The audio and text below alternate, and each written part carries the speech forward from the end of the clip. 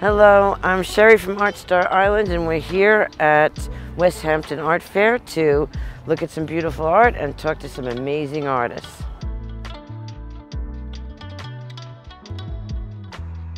How long have you been painting? Forever. Forever? Forever. Yeah, cool. They are beautiful. Now, what are these two sailboats here? They look familiar in a way. I don't, you know? You don't even know? I don't know. But you just I saw don't them and know. love them. Yeah, I see things all over the world, really. And paintings done with all palette knives and no brushes.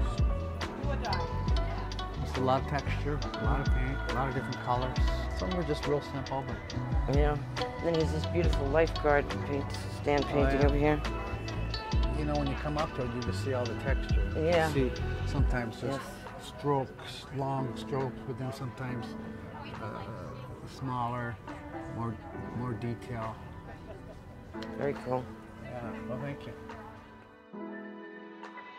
So all this is a studio work I do. I go out and collect everything, bring it back to my studio, shoot it against a white or a black background, and then these are all printed on metal. Each image I use something called focus stacking, and that's how I get the sharpness from the front to the back of the subject. So you take pictures at incremental focal lengths, and then there's software that'll merge all the focus parts of each image into one image. So that's how you get these nice sharp images that I'm able to enlarge. And what is that orange thing?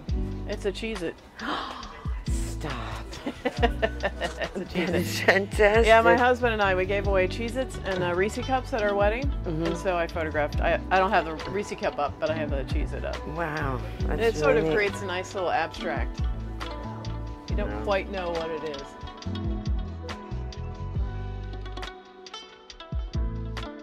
Tell us what you do. How do you do these fabulous things? It's all salvage metal, you know, pretty much stuff people have thrown away, wasn't any good anymore. This is like all knives and forks and spoons and tin ceilings and tools, bicycle parts, and I just create. Primarily, you know, I'd use a MIG welder. This is all welded, but there's a lot of cutting tools and grinding tools. And a lot of time taking rust off of things. Yeah, cleaning it up, getting ready to weld it. So what, that looks like bicycle chain. Bicycle chain. This is a mountain bike pedal. Those are spoons, forks. Those are some gears. Yeah. Wow. These are great too, man. It's really cool.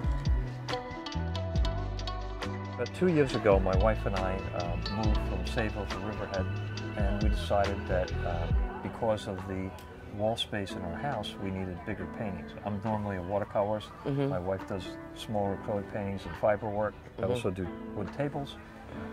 So we decided we needed to do bigger canvases to put onto our walls. And so we started out first with this painting right here. It's a triptych off of Reeves Avenue. Yeah, I love the 3 panels. It really gives that expansive feel. Like, I feel it. Because I can't tell you how many times I went out to Orient Point and in this area, and it really gives you the feeling of it. We both paint on it at the same time. Oh, cool. Yeah, so I'll start in one section and go, and my wife will follow, and we'll do the sky and get that finished, and then we'll work. You know, one of us will take the middle ground, another person will take some of the details of the buildings. We'll both work on the foreground, and then, you know, we collaborate back and forth. Newsday thought it was very interesting, so they did a whole article on us last September.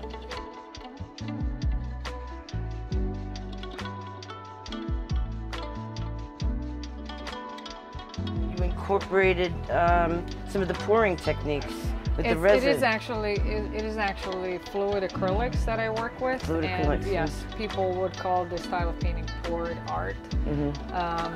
I applied the paint on the canvas horizontally and then move it around with air. Oh, yes. So I'll use a hair dryer and I'll use a variety of tools. No brushes, no sketches in any of the work I do. Wow. Yes. I have been doing this professionally for the past 5 years. I've been painting for the past 7 years.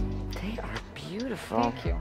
You know, it's a unique way of using the fluid art that you know, you made your own unique style, and it's really beautiful. It is true. There are many ways of working with this medium. Sometimes with fluid art, everything looks the same, and people don't really develop their own style, but I can see that you've really developed your own style working with this technique. Thank you. Yes, I was looking for a different way of working with the acrylics, and I do get inspiration from a lot of other artists, like Chihuly's glass. I love the flowers of George O'Keeffe.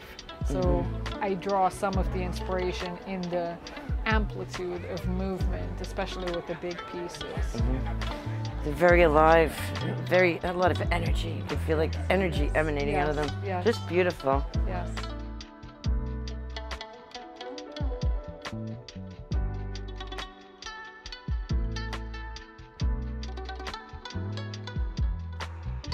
I use oils and acrylics. The background is oil, the figurative form is acrylic. I use a little bit of texture modeling paste, and I try to give it a little symbolism in my work. You know, for example, the dates in there represent, you have to gamble in life a little bit. You know, life has to be a gamble. I love beautiful girls. The ones that they don't see, you know, just beautiful lips, quiet, nice.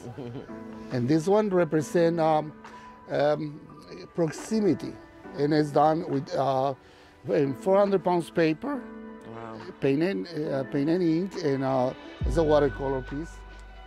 So everything here is an original. This one is basket for the roses. So it's when you give roses to you have for you. Yes. And if you notice, there's two faces looking to each other. Yeah. So just look at him. Papers, oils, and a little boy in the clouds. I love that. And if you notice in the finger, have a little top. It represents balance. You have to balance in life. You know, not too good, not too bad. Just balance, and then we're gonna be okay.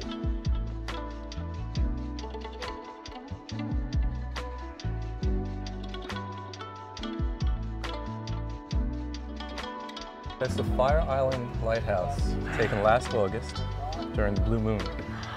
Appropriately called Once in a Blue Moon. Wow, that is beautiful. Thank you. I've been a photographer all my life. Since you were a baby? Yes, but all I took was snapshots. I was pretty lousy back then. Yeah, yeah. And about 3 years ago, I just got passionate about it, and I'm a weekend warrior because I still do my real thing. But I love doing it. I love getting out there, taking the shots, and it's been a lot of fun. So this is taken at Captree State Park. Oh, okay. Okay. So, in fact, both of these are taken from Captree. So, looking at the Fire Island Lighthouse, you're looking east, and literally, if you turn around, you're looking west and just kind of head around the bend, and you get to the fishing piers, and that's at the fishing pier. So, within 2 minutes, you can get some great photos. That poor little boat, it's seen better days, huh? See the name of that boat? Yeah. Instant Karma. Wow. That is incredible.